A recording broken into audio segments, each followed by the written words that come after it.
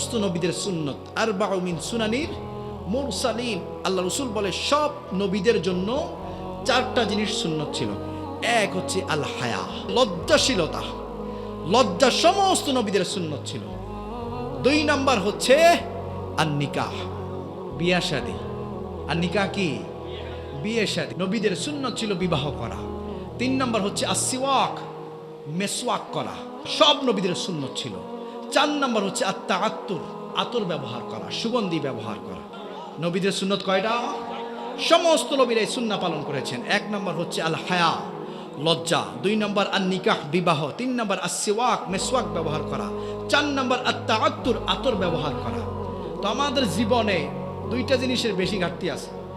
এক হচ্ছে আমাদের লজ্জা নাই, আমাদের লজ্জা শরম একদম হারাই গেছে বললেই চলে।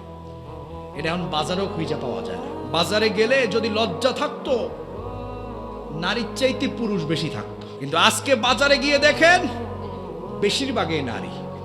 পুরুষ ঘরে বসে আছে, মহিলারা পাঠিয়ে দিয়েছে বাজারে।